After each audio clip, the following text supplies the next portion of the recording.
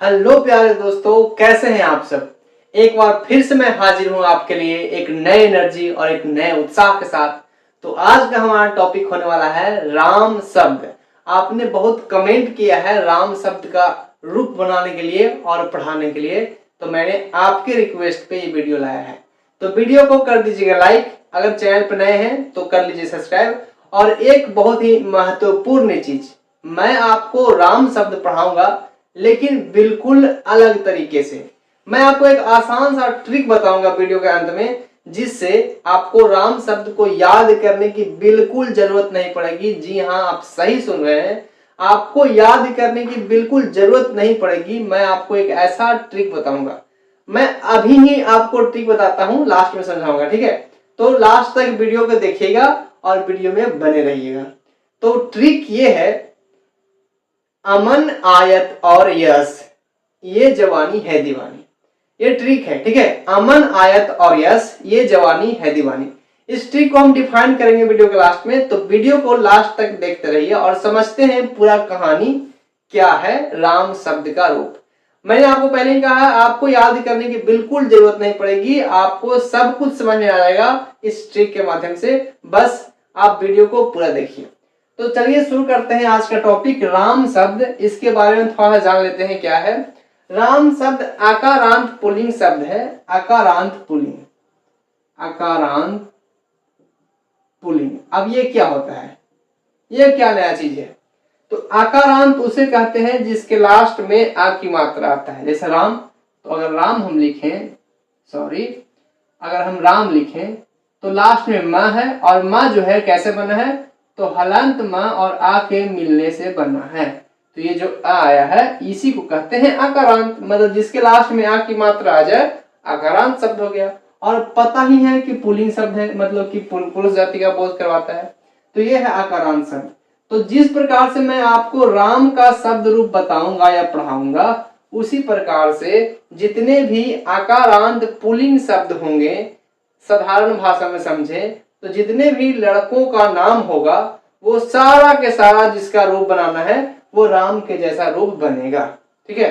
तो सिर्फ आज हम राम नहीं पढ़ने वाले हैं, जितने भी लड़कों का नाम है उसको हम संस्कृत में शब्द रूप कैसे बनाएंगे, तो राम के द्वारा ही बना लेंगे। मतलब इसी ट्रिक से आप सबका बना सकते हैं। तो चलिए शुरू करते हैं। पहले तो हम साधारण नियम लेकर चलेंगे कि क्या है, कैसे पढ़ा जाता है और इसका क्या कुछ होता है। तो पहले मैं आपको इसका परिचय करवा देता हूं। राम शब्द, यहाँ लिखा है मैंने विभक्ति, ये है विभक्ति। विभक्ति 8 प्रकार के होते हैं, इसी को हिंदी में कारक कहा जाता है। प्रथमा विभक्ति है, मतलब ये कर्ता कारक है। आपकी जानकारी के लिए थोड़ा सा डिटेल्स बता देता हूँ कि यह कर्ता कारक है। और द्वितीय विभक्ति है, मतलब कर्म कारक। तृतीय विभक्ति करण कारक। तो आपको अगर विभक्ति याद है तो संस्कृत में इसी को कहते हैं विभक्ति और हिंदी में कहते हैं कारक। तो ये है कारक या विभक्ति, ठीक है। इसको मिटा देता हूं। तो प्रथमा विभक्ति, द्वितीय, तृतीय, चतुर्थी, पंचमी, षष्ठी, सप्तमी और संबोधन। और यहाँ पे मैंने लिखा है एक वचन, द्विवचन और बहुवचन। एक वचन क्या होता है, बहुत ही सिंपल भाषा में समझे तो एक वचन यानी कि एक संख्या का बोध कराता हो, मतलब एक ही संख्या होगा जिसमें। द्विवचन जिसमें दो संख्या का बोध कराता हो, और बहुवचन में दो से अधिक संख्याओं का बोध कराता हो, उसे बहुवचन कहते हैं। अब आते हैं प्रथमा विभक्ति में क्या होता है। अभी मैंने आपको बताया प्रथमा विभक्ति यानी कि कर्ता कारक, और कर्ता कारक का चिन्ह होता है ने। तो ये जो जितने भी शब्द होंगे जिसमें ने लगा होता है, जैसे राम ने, तो उसका हिंदी संस्कृत होगा राम, ठीक है। राम ने मतलब कि राम। तो प्रथमा विभक्ति हम ऐसे पढ़ेंगे, राम, रामो, रामा। द्वितीय विभक्ति रामम, रामो, रामान। तृतीय विभक्ति रामेन, रामाभ्याम, रामय। चतुर्थी रामाय, रामाभ्याम, रामेभ्यः। पंचमी विभक्ति रामात्, रामाभ्याम, रामेभ्यः। षष्ठी विभक्ति रामस्य, रामयोः, रामानाम। सप्तमी विभक्ति रामः, रामयो, रामेषु। और संबोधन होता है हे राम, हे रामो, हे राम। तो ये है साधारण नियम, जिस नियम से आज तक हम याद करते आए हैं और बहुत ही मेहनत किए हैं, फिर भी याद नहीं हुआ है। ये बात सच है, बहुत ज्यादा मेहनत करने के बाद भी हम भूल जाते हैं। तो आपको बताने वाला हूं एक बहुत ही मजेदार ट्रिक। लेकिन उस ट्रिक को समझने से पहले थोड़ा सा और देख लेते हैं। क्या है कि याद करने में कहाँ कठिनाई होता है। कठिनाई जो है एक वचन को याद करने में होता है। एक वचन याद करने में बहुत ज्यादा कठिनाई होता है, क्योंकि द्विवचन ऐसा है कि आपको आसानी से याद हो जाएगा। जैसा कि क्या है, तो रामो रामो दोनों सेम है, तो ये याद करने में तो बहुत आसानी है। अगर एक याद करते हैं तो दोनों आपको जो है याद हो जाएगा। एक पर एक आपको फ्री मिलेगा, ठीक है, ऑफर चल रहा है तो एक पर एक फ्री। और यहाँ तो बात ही मत कीजिए, यहाँ पर एक पर दो फ्री मिलेगा, ठीक है, रामाभ्याम रामाभ्याम रामाभ्याम, तो तीनों जो है सेम है। आप एक याद कीजिएगा, सब याद आ जाएगा। और तीसरा है रामयोह और रामयोह, तो ये दोनों भी सेम ही है, तो आपको एक याद करना है और दूसरा जो है आपको ऐसे ही याद हो जाएगा। और यहाँ देखिए रामो रामो लास्ट वाला भी जो है ना वो पहले वाला ही है, सिर्फ हे लगा दिया गया है। तो ये रामो रामो और यहाँ भी रामो, रामाभ्याम रामाभ्याम रामाभ्याम, तीनों सेम है। रामयोग और रामयोग दोनों सेम है। तो इसको याद करना तो बिल्कुल आसान है। आप इस और इसको 1, 2 और 3 को याद कीजिए, बाकी सब याद हो जाएगा क्योंकि सेम है। बहुवचन की बात करें, इसमें भी कुछ जो है चीजें सेम होती है। जैसे कि ये देखिए रामाभ्य रामाभ्य जो है दोनों सेम है, ठीक है। बाकी कुछ आपको दिमाग लगाना पड़ेगा और थोड़ा सा मेहनत करना पड़ेगा। जैसे राम रामम राम, ये 3 है ऊपर, और यहाँ रामान रामेशु, ये जो लास्ट वाला है वही फर्स्ट वाला ही है, सेम राम और राम। तो आपको याद करने में ज्यादा कठिनाई होता है, वो कठिनाई करता है आपको एक वचन, क्योंकि इसी को समझने में और याद करने में बहुत ज्यादा तकलीफ होता है। बाकी तो सब जो है आसानी से याद जाता है। तो अब हम आपको बताते हैं ट्रिक, कि कौन सा ऐसा ट्रिक है जिससे हम इसको आसान कर सकते हैं, और इतना आसान कर सकते हैं कि आपको फिर याद करने की जरूरत ही नहीं पड़ेगी। तो चलिए ट्रिक को जो है अब हम देख लेते हैं, क्योंकि सही समय आ चुका है। तो यहाँ पे हम कुछ इसमें लिखेंगे और उसके बाद आपको समझाएंगे। तो सबसे पहले हम क्या करने वाले हैं कि राम जो है इसके लास्ट में क्या लगा हुआ है, तो ऐसे लगा हुआ है आह, ये आह जुड़ा हुआ है। रामम में क्या लगा हुआ है, तो हलंत में लगा हुआ है लास्ट में, सिर्फ लास्ट देखेंगे, ठीक है, सिर्फ लास्ट देखेंगे। तो सिर्फ लास्ट में जो है यहाँ पे म है, यहाँ पे आह की मात्रा छुपा हुआ था तो आह लगा हुआ है। रामेण में क्या है, तो न छुपा हुआ है ऐसे। इसमें आय है, इसमें छुपा हुआ है त, और इसमें स्या। सिर्फ लास्ट वाला देखेंगे आप, ठीक है, लास्ट वाला निकाल लीजिए, बाकी जो है सूत्र बन जाएगा। इसमें से हम एक की मात्रा निकाल लेते हैं, और यहाँ पे है हे, लास्ट में नहीं है फर्स्ट में है, लेकिन हम यहाँ से हे ले लेते हैं।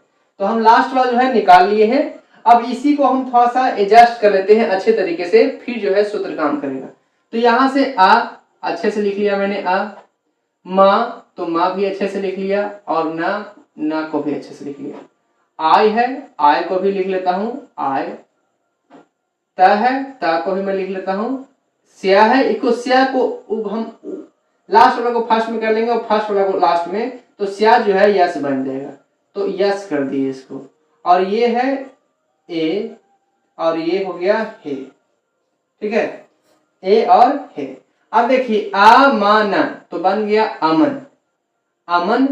आयत तो ये बन गया आयत, और ये बन गया यस, तो अमन आयत और यस। और ए से बना दिए ये जवानी, ये जवानी, और हे से बना दिए है दीवानी, है दीवानी। तो ये बन गया आपका ट्रिक, और बहुत ही सरल और बहुत ही मजेदार ट्रिक है कि अमन आयत और यस, अमन आयत और यस, ये जवानी है दीवानी। तो आप इसको जो है लिख भी सकते हैं। मैं कहां पर लिख दूं कि आपको याद रहेगा, यहां लिख देता हूं। सूत्र क्या है, अमन आयत और यस, अमन अमन आयत आयत और यस। कौन सा मूवी देखने गए थे, ये जवानी है दीवानी, ये जवानी है दीवानी। ये है ट्रिक, ठीक है, ये ट्रिक है अमन आयत और यस, ये जवानी है दीवानी।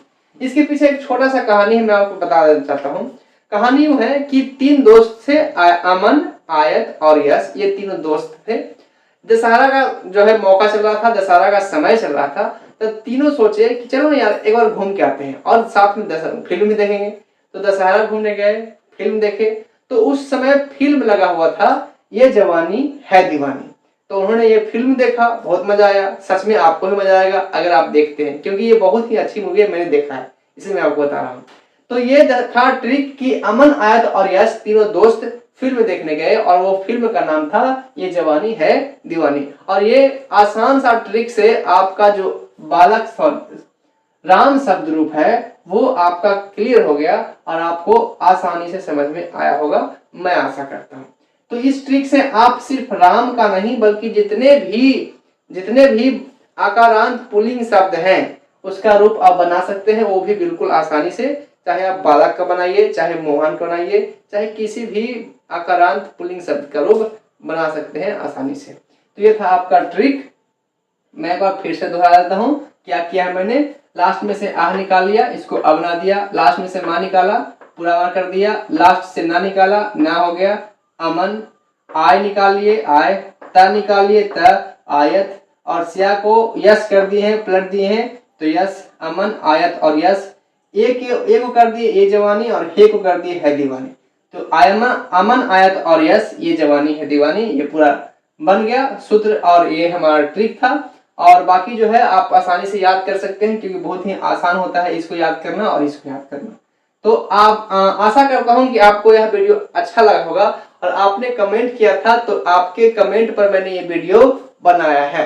तो वीडियो को कर दीजिए लाइक, और अभी तक अगर आप चैनल को सब्सक्राइब नहीं किए हैं, आप पहली बार चैनल पे आए हैं, तो चैनल को सब्सक्राइब कर लीजिए और जो घंटा है उसको दबा दीजिए। जब तक घंटा बजेगा नहीं, जब तक आगे आने वाले वीडियो का नोटिफिकेशन आपके पास पहुंचेगा नहीं। और मैं ऐसे ही संस्कृत के हर टॉपिक पे आसान से आसान भाषा में वीडियो लाने की कोशिश करता हूं, तो इसलिए आप चैनल को बिल्कुल सब्सक्राइब करके ही जाइएगा। नीचे कमेंट बॉक्स में लिखिए और आप किस टॉपिक पे वीडियो चाहते हैं। आप कमेंट करेंगे, आपका प्रॉब्लम होगा, हम आपको तुरंत ही सॉल्यूशन देने की कोशिश करेंगे। तो फिर मिलते हैं एक नए वीडियो में एक नए टॉपिक के साथ। तब तक के लिए देखते रहिए, सीखते रहिए। बाय बाय, जय हिंद।